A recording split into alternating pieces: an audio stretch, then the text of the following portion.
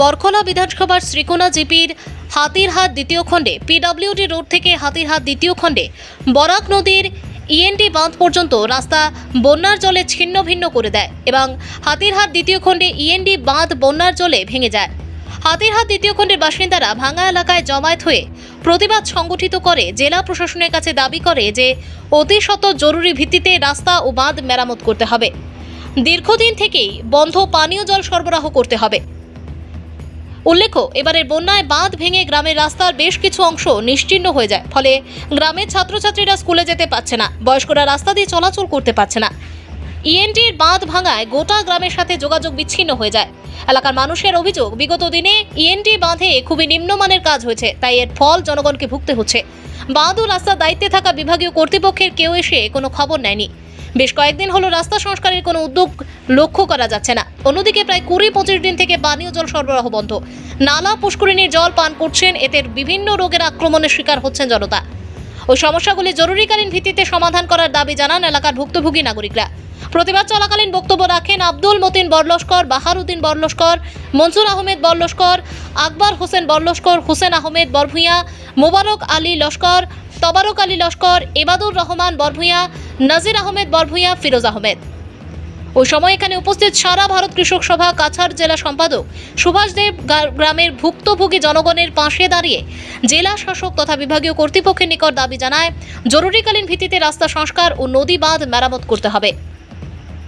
আমরা আজকে এখানে এই শ্রীকোনা জিপির পিডব্লিউডি সড়ক থেকে এনডি বাঁধ পর্যন্ত যে একটা সড়ক রয়েছে, ব্রাঞ্চ রোড, এই সড়কের এবার যে বন্যা, এবারের বন্যায় পুরো সড়ক পুরোপুরি ধ্বংস করে দিয়েছে এবং সড়কের চিহ্ন পর্যন্ত নেই। যার ফলে এখানকার যারা জনসাধারণ রয়েছেন, এখানকার যারা প্রায় 100 পরিবার এখানে বসবাস করেন, ছাত্রছাত্রী এখানে স্কুল কলেজে যেতে পারছে না এবং এখানে যারা বয়স্ক মানুষরা এখানে চলাফেরা করতে পারছে না। তাই আমরা সারা ভারত কৃষক সভা কাছাড় জেলা কমিটির পক্ষ থেকে এবং এখানকার যে শালচাপড়া তাফাং ব্লক আঞ্চলিক কমিটি রয়েছে, সেই আঞ্চলিক কমিটির পক্ষ থেকে আমরা এখানকার পিডব্লিউডি কর্তৃপক্ষ তথা বিডিও তথা আমরা জেলা শাসকের কাছে দাবি করছি যে অতি সত্বর যুদ্ধকালীন তৎপরতায় জরুরিকালীন ভিত্তিতে এই সড়কের যাতে অতি সত্বর মেরামত করা হয় সেই দাবি করছি। এবং আমরা যেটা দেখছি যে এখানকার যারা এবারে যে বন্যায় বেশিরভাগ বাঁধ এইভাবে বাঁধ আগে বিগত দিনে এই বাঁধগুলো, এই সড়কগুলো, এনডি বাঁধগুলো মেরামত না করায় এই বাঁধের উপর দিয়ে বাঁধ ভেঙে জল ফ্লাডে বন্যার জল ভেসে গেছে এবং এখানকার বেশিরভাগ সাধারণ মানুষ এই বন্যার জলে এবার ক্ষতিগ্রস্ত হয়েছে।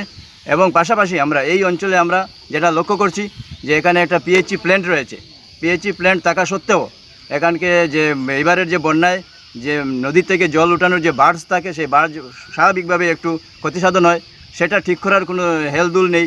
পিএইচই কর্তৃপক্ষ তথা জেলা শাসক এইদিকে কোনো নজর দিচ্ছে না। প্রায় 1 মাস থেকে এখানকার যারা স্থানীয় নাগরিকরা রয়েছেন, ছাত্রছাত্রীরা থেকে বয়স্ক মানুষরা, তারা এই নদীর জল, বিভিন্ন পুষ্করিণীর জল খেয়ে পান করছেন। ফলে আগামী দিনে এই জল পান করার ফলে আগামী দিনে এখানকার মানুষের রোগের আক্রমণের শিকার হবেন এবং সেই জন্য আমরা পাশাপাশি এখানে যাতে পানীয় জলের, বিশুদ্ধ পানীয় জলের যাতে সরবরাহ করা হয়, তার জন্য আমরা সারা ভারত কৃষক সভার পক্ষ থেকে আমরা দাবি করছি।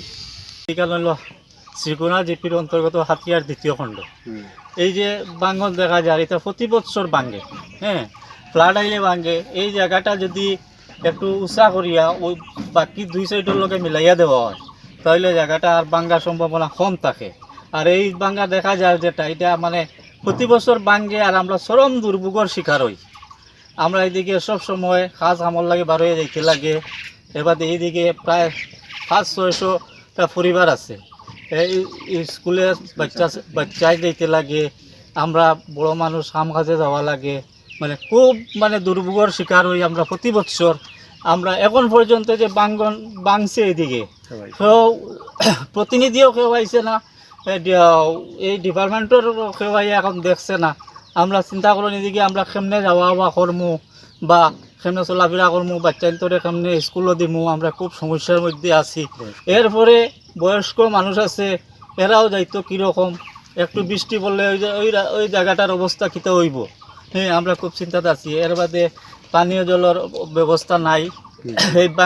এই যখন বাঁধ ভাঙছে, আমরা বার্জটারও প্রচুর ক্ষতিগ্রস্ত হয়েছে, মোটর ডুবিছে।